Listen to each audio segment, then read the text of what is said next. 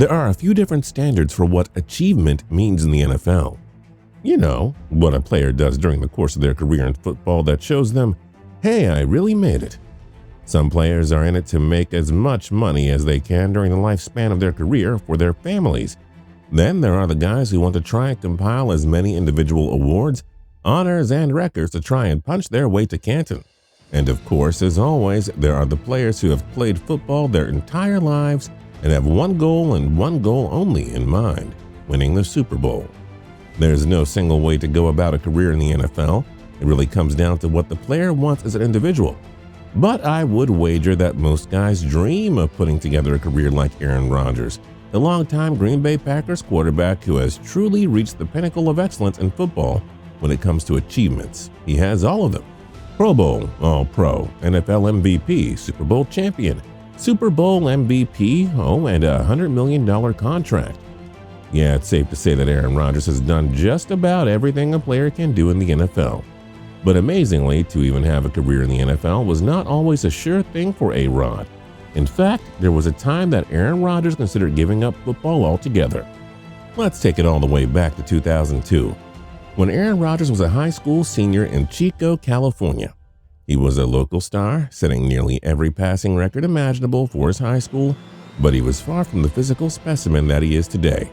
At the same time, Rodgers only stood about 5 foot 10 inches and weighed about 165 pounds, which is insanely undersized for a Division I quarterback. And as a result, Rodgers was way off of the radar of any Division I coaches.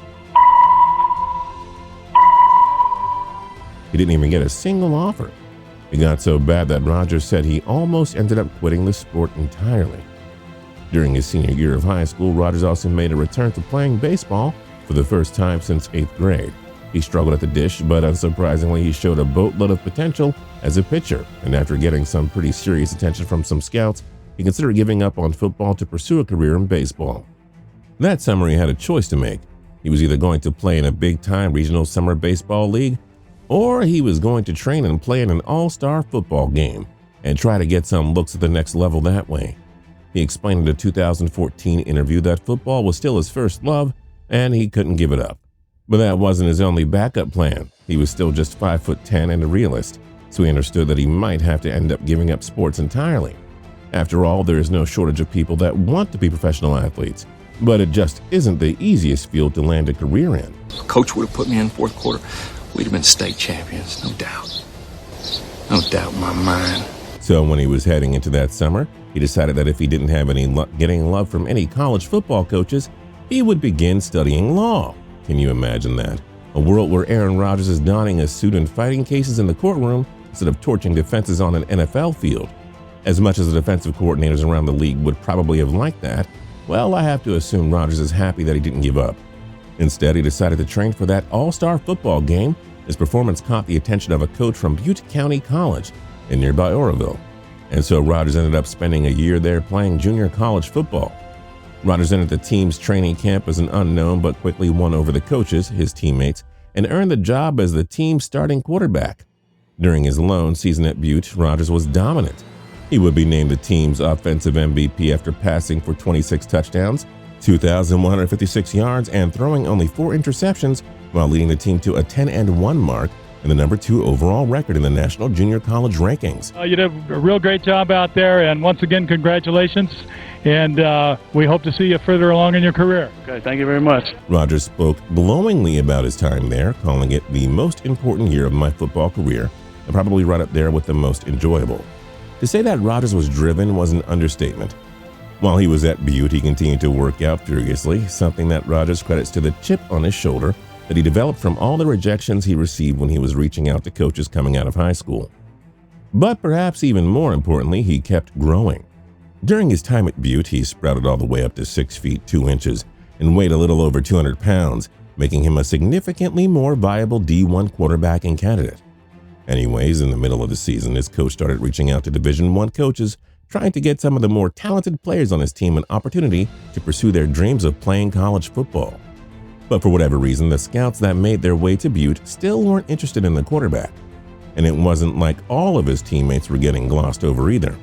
One of his wide receivers, Bobby Bernal Wood, got a scholarship offer from the University of Idaho. Another one, Mark Onibukan, got to play at Boise State. But there was no love for the master improviser that was scrambling around behind a weak offensive line to deliver the ball to those guys.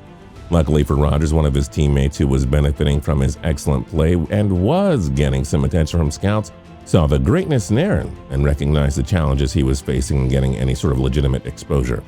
It was his tight end Garrett Cross. In the middle of the season, some of the recruiters from Cal were reaching out to Cross, and they were interested in making him a Golden Bear in the 2003 season. Someone on Cal's recruiting staff requested Cross send some game footage to them so that they could further evaluate the tight end. As he was sifting through his tape from the year, Cross decided to take a chance and include a couple of games that he had so-so performances, but that Aaron Rodgers played phenomenally in. He explained the decision concisely to the Washington Post, saying, "I knew Aaron's story and I knew how I felt. I knew how it felt to have the ability and talent to play at that level, but just not having the exposure you need, that you absolutely need to get there." And Cross's selfless decision would soon be vindicated, because as the season progressed and Rodgers continued to put up numbers and excellent performances, the Cal coaches started to take notice. Then one day, Cross heard his phone ring and the call he had been waiting for finally came. It was then that Cal tight ends coach Dave Unger, who he had been sending his tape to. Cross said he remembers the call clear as day. He simply asked, "Hey, your quarterback, Rodgers, right?" Just like that, Rodgers had his shot. Cal's coach at the time, Jeff Tedford, called Rodgers' coach at Butte, Craig Rigsby, and asked if they could come down and scout a few of his players at practice the following afternoon. Rigsby obliged, but didn't tell any of the players. Instead, he just excused Rodgers and a few of the other targets from the team's conditioning session that day. The next day, as expected, Tedford came down to the team's practice and introduced himself to Rodgers, Cross, and their teammates. They were juiced up for the opportunity. Cross explained, "Aaron knew what the stakes were, I knew what the stakes were, and they did not disappoint." The two put on a show during the practice session, demonstrating their skills and really showcasing the superb chemistry that they had developed throughout the course of the year. As the story goes, Tedford watched the session and started his drive back to Berkeley, daydreaming about his team with Rodgers at the helm, wondering how in the world everyone had passed up on him. Then he fell into a panic. What would happen if someone else discovered Rodgers before he had a chance to make an official offer? I don't like the feeling. You're sitting there, you're wondering, do I have food on my face? Am I eating? Am I talking too much? Are they talking enough? Am I interested? I'm not really interested. Should I play like I'm interested? So now all of a sudden I'm starting to get interested. He decided it wasn't worth the risk. He had seen all that he needed to, and before he even made it back to campus, he called Rodgers and offered him a scholarship on the spot. Rodgers accepted, and in 2003 he pulled into Berkeley, eager to make the most of his latest opportunity.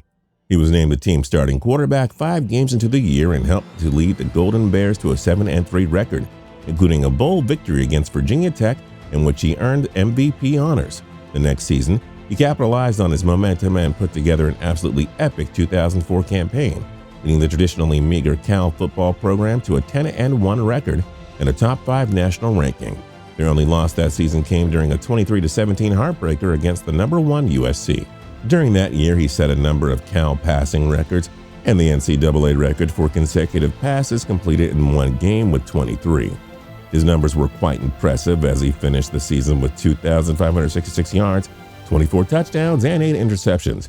His 66.1 pass completion percentage led the Pac-10. After the season, there was enough hype around Rodgers as an NFL prospect that he decided to forego his final year at Cal and declared for the 2005 NFL Draft.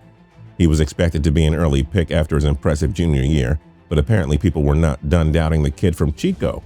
For some reason, they believed that his performance was inflated by a quarterback-friendly system and that they thought he would have trouble playing against the more elaborate defensive schemes of the NFL level. Still, Rodgers was hopeful that his hometown San Francisco 49ers, who had the number 1 overall pick in the draft, would take him. I really felt like after my interview with the 49ers that there was no way that they wouldn't pick me. It was going to be a perfect fit, me and San Francisco. But they chose Alex Smith from the University of Utah instead, and Rodgers ended up sliding all the way down to number 24, where he was finally scooped up by the Green Bay Packers. I dreamt about being the quarterback of the San Francisco 49ers. So you can imagine my disappointment in 2005 when they decided to go a different direction. He was devastated, and his fall became a huge storyline coming out of the draft, especially because Green Bay still had Brett Favre, an aging franchise legend. Now, the kid that had to fight for every opportunity he'd ever had was squared up with a Green Bay god, and just like every other stop along the way, this one was no walk in the park either. Rodgers spent 3 years backing up Favre, while the elder statesman famously toggled between continuing to play and retirement. Finally, in 2008, after Favre retired and unretired again, the Packers brass said enough was enough and it was time to commit to Rodgers. And Rodgers, who had spent 3 years learning under the living legend, but all of that experienced a good use. He had a phenomenal campaign as a first-time starter, passing for 4,038 yards in his first season while throwing for 28 touchdowns and only 13 interceptions, which, by the way, was the highest total of his entire career. From that point on, Rodgers continued to establish himself as one of the premier passers in the league. He was selected to 8 Pro Bowls, won 2 MVPs, and led the Packers to the Promised Land in 2010 when they defeated the Pittsburgh Steelers in Super Bowl 45.